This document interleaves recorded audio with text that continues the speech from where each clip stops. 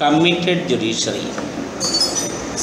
The judiciary in totalitarian states act as an arm of administration.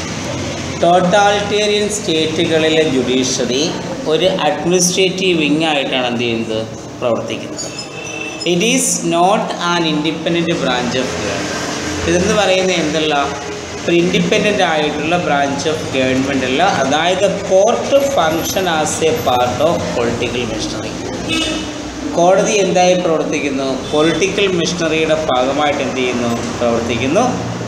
Judges in committed judiciary are the leaders of party in power. ഈ committed ജുഡീഷ്യറിയിലെ ജഡ്ജിമാരെന്ന് പറയുന്നത് അധികാരത്തിലിരിക്കുന്ന പാർട്ടിയുടെ നേതാവായിരിക്കും. And they interpret the constitution. അവർ ഭരണഘടനയെ എന്ത് ചെയ്യുന്നു, വിമർശിക്കുകയും and the law in accordance with the interest of the party in power. അധികാരത്തിലിരിക്കുന്ന പാർട്ടിക്ക് അനുകൂലമായ രീതിയിൽ നിയമത്തെ എന്ത് ചെയ്യുന്നു, വ്യാഖ്യാനിക്കുകയും ചെയ്യും. The judges are elected or appointed by the ruling party. ഈ കമ്മിറ്റഡ് ജുഡീഷ്യറിയിലെ ജഡ്ജിമാരെന്ന് പറയുന്നത് ഒന്നിൽ റൂളിംഗ് പാർട്ടി ഇലക്ട് ചെയ്യുന്ന അല്ലെങ്കിൽ അപ്പോയിൻറ്റ് ചെയ്യുന്ന ആളുകൾ ആയിരിക്കാം. Their qualification and service conditions are decided by the ruling party. അവരുടെ യോഗ്യതകളും അവരുടെ സേവന വ്യവസ്ഥകളും തീരുമാനിക്കുന്ന ആരായിരിക്കും, റൂളിംഗ് പാർട്ടി ആയിരിക്കും.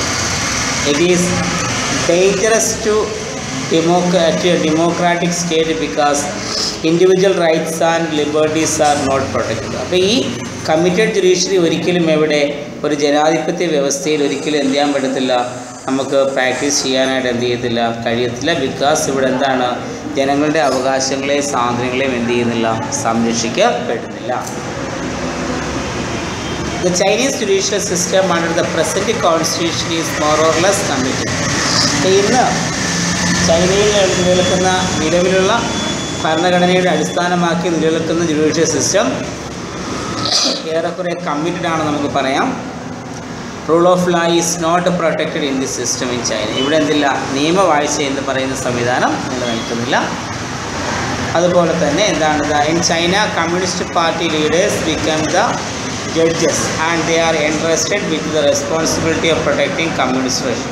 ഇപ്പോൾ ചൈനയിൽ കമ്മ്യൂണിസ്റ്റ് പാർട്ടിയുടെ നേതാക്കന്മാർ തന്നെ ആരായി പ്രവർത്തിക്കുന്നു, ജഡ്ജിമാരായി പ്രവർത്തിക്കുകയും അവരെന്ത് ചെയ്യുന്നു, കമ്മ്യൂണിസ്റ്റ് റഷ്യ കമ്മ്യൂണിസ്റ്റ് ഭരണത്തെ എന്ത് ചെയ്യുവാൻ, സംരക്ഷിക്കുവാൻ വേണ്ടിയാണ് ഇവരെന്ത് ചെയ്യുന്നത്, നിലനിൽക്കുക ചെയ്യുന്നത്. ഇൻ ദിസ് റിഗാർഡ് കമ്മ്യൂണിസ്റ്റ് കൺട്രികളെ കാര്യമാണ് കോമൺ ആയിട്ടുണ്ട്, കമ്മ്യൂണിസ്റ്റ് രാജ്യങ്ങളിൽ ഇതെന്താ നിലനിൽക്കപ്പെടുന്നുണ്ട്. In this regard the judiciary is not the custodian of rights of liberties. Judiciary ഒരിക്കലും എന്താവുന്നില്ല, ജനങ്ങളുടെ അവകാശങ്ങളെയും സ്വാതന്ത്ര്യങ്ങളെയും എന്താ സംരക്ഷിക്കുന്നില്ല. അപ്പോൾ ഒരു ഫെഡറൽ സിസ്റ്റത്തിൽ ഒരിക്കലും എന്ത് ചെയ്യത്തില്ല, ഈ കമ്മിറ്റഡ് ജുഡീഷ്യൽ സിസ്റ്റം എന്ത് ചെയ്യുന്നില്ല, പ്രവർത്തിക്കുന്നില്ല. Separation of judicial power from legislature and executive is absence in committed judiciary. ഇപ്പോൾ കമ്മിറ്റഡ് ജുഡീഷ്യറിയിൽ എന്ത് ചെയ്യാൻ പറ്റത്തില്ല, ലെജിസ്ലേച്ചറിനെയും എക്സിക്യൂട്ടീവിനെയും എന്ത് ചെയ്യാൻ പറ്റുന്നില്ല, ഗോളിരിക്കുക. അതൊരു ഫെഡറൽ സ്ട്രക്ചറിനകത്ത് എന്തില്ല, കമ്മിറ്റഡ് ജുഡീഷ്യറി വേറൊന്നുമില്ല. പാർട്ടിക്കാർ തന്നെ എന്ത് ചെയ്യുന്നു, ജഡ്ജിമാരെ നിയമിച്ചുകൊണ്ട് അപ്പോയിൻറ്റ് ചെയ്തുകൊണ്ട് നീതിന്യായ വ്യവസ്ഥ എന്ത് ചെയ്യുന്നു, മുന്നോട്ട് കൊണ്ടുപോകുന്നു. Committed judiciary. ഇപ്പോൾ ഇന്ത്യയിൽ ഇപ്പോൾ നമുക്കൊരിക്കലും കമ്മിറ്റഡ് ജുഡീഷ്യറി എന്ന് പറയാൻ പറ്റും. കാരണം ഇൻഡിപെൻഡൻ്റ് ആയിട്ടുള്ള ക്വാളിഫൈഡ് ആയിട്ടുള്ള ആളുകളെ നമ്മൾ ആരായി നിയമിക്കുന്നത്, ജഡ്ജിമാരായി. കോണ്ടിനെൻ്റൽ കൺട്രീസ് ഉണ്ടോ, ഏഷ്യൻ പോലെയുള്ള കോണ്ടിനെൻ്റിൽ വരുന്ന രാജ്യങ്ങൾ അതായത് അമേരിക്കൻ കോണ്ടിനെന്റിൽ ഉൾപ്പെടുന്ന കൺട്രി, അല്ലാതെ ഇൻഡിവിജ്വൽ കോണ്ടിനെൻ്റ് അല്ലല്ലോ. അത് ഓസ്ട്രേലിയ മാത്രമല്ലേ.